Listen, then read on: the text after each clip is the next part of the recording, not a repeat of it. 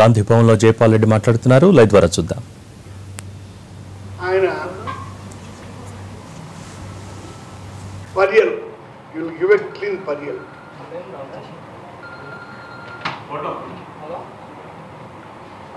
President consent కు పంపించవలసిన అవసరం లేకుండా ఇక్కడనే బిల్లు నోటిఫై చేసి ఇంప్లిమెంట్ చేయొచ్చు. చేసినా అంతే ప్రయోజనం ఉండదు అనుకున్నాను. ఎందుకంటే అది వెంటనే ఛాలెంజ్ కాబడుతుంది కోర్టులో. 50% దాటింది కాబట్టి కోర్టు ఇంటరెస్ట్ చేయాలి.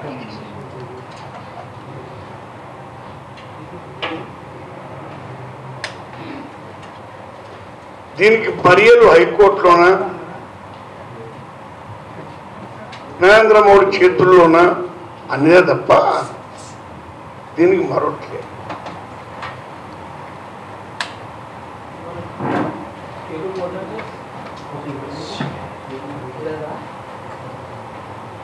రాజశేఖర రెడ్డి గారు ముఖ్యమంత్రిగా ఉండగా ముస్లింలో వెనుకబడిన జాతుల కొరకు 4% రిజర్వేషన్ చేయించాం. హైకోర్టుతో ఒప్పించాం. అయినా సుప్రీంకోర్టులో పెండింగ్. మన బీజేపీ మిత్రులు దుష్ప్రచారం చేస్తున్నారు.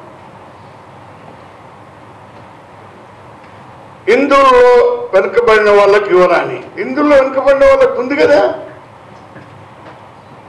ఇది ముస్లింలకు ఇచ్చే బిల్లు కాదు. ఇది ముస్లింలో వెనుకబడిన జాతులకు ఇచ్చే బిల్లు. మండల్ కమిషన్ రిపోర్ట్ సందర్భంగా నేను మనవి చేస్తున్నానంటే, మండల్ కమిషన్ రిపోర్ట్లో ఉత్తర భారతంలో వెనకబడిన ముస్లిం జాతులకు రిజర్వేషన్ ఉంది. వాళ్ళు ఎంజాయ్ చేస్తున్నారు.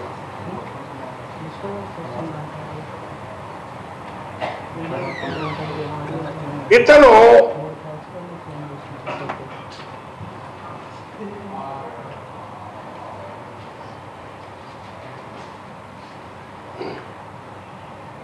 చేసేది ఏంటంటే, ఎక్కడ కాకుండా ఢిల్లీ పంపిస్తే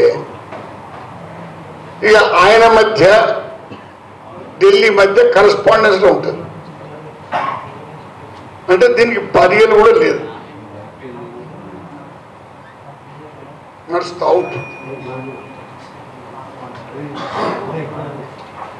చిత్తశుద్ధి ఉంటే 3 ఏళ్ళు లాగాల్సిన పనే ఉంది. ఈ 2 సంవత్సరాలు ఇలా కాలక్షేపం చేయాలని, కాలయాపన చేయాలని పెట్టి కుట్రతో తప్ప మరో విషయం కాదు. ఇంకా లంబాడ మిత్రులకు వస్తే,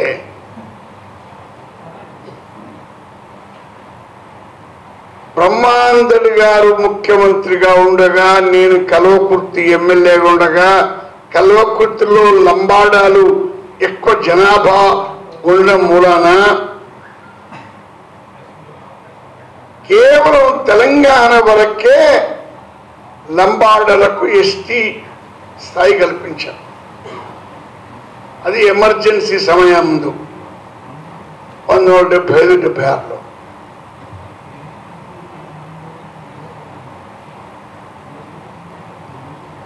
వాళ్ళ వరకే పరిమితం చేయాల్సిన మాట.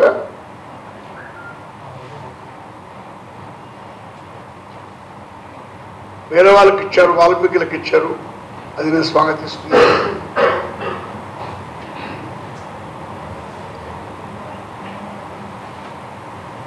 వాళ్లకు రిజర్వేషన్ ఇచ్చే ముందు అది పార్లమెంట్కి వెళ్ళాలా, ఆ కులాలు ఇంక్లూడ్ కావాలా కాన్స్టిట్యూషన్ లో. అదేం లేకముందే పిల్ల కొట్టక ముందే కుల కొట్టినట్టుగా